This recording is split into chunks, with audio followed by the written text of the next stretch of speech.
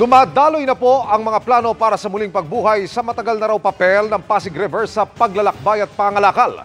May sulyap na pero ang tanong ng ilan, magtutuloy-tuloy ba? Nakatutok si Mariz Umali.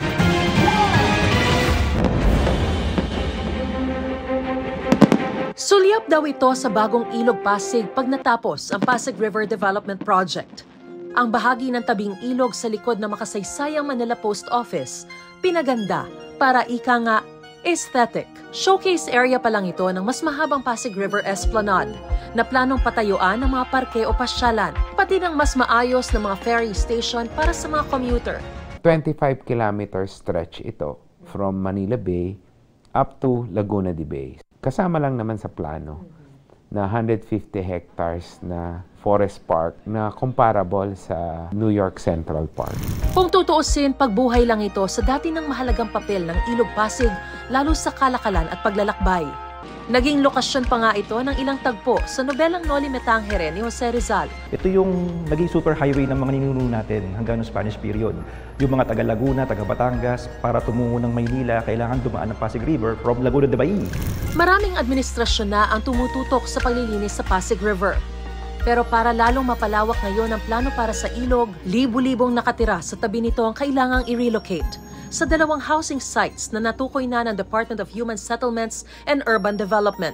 Ang pagtira po sa riverbanks, pagtira po sa easement, also makes our citizens be living in what we call danger areas. Mahabang proseso kaya laging tanong, kakayanin ba? Ang rivers scene sa Paris, na dati rin naman na-declare biologically dead, pero na-revive nila. Ngayon nagagamit as tourist attraction, mode of transportation. Sa buong mundo, maraming ilog na ang namatay pero binuhay. Kabilang ang isang kinailangang alisan ng mga takip na kalsada sa South Korea. At di na kailangan lumayo dahil may matututunan sa Iloilo River na barado noon ng mga basura, bahay at estruktura. Pero ngayon, may 10 kilometrong parke sa gilid. 10 taon ang ginugol para sa proyektong tinuloy-tuloy sa ilalim ng 3 alkalde ng lungsod.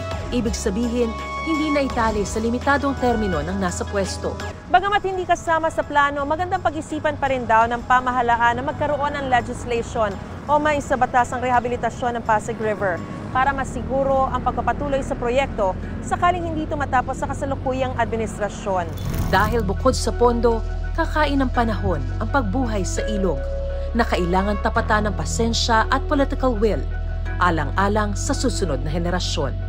Para sa GMA Integrated News, Mariz Umali, nakatutok, 24 oras.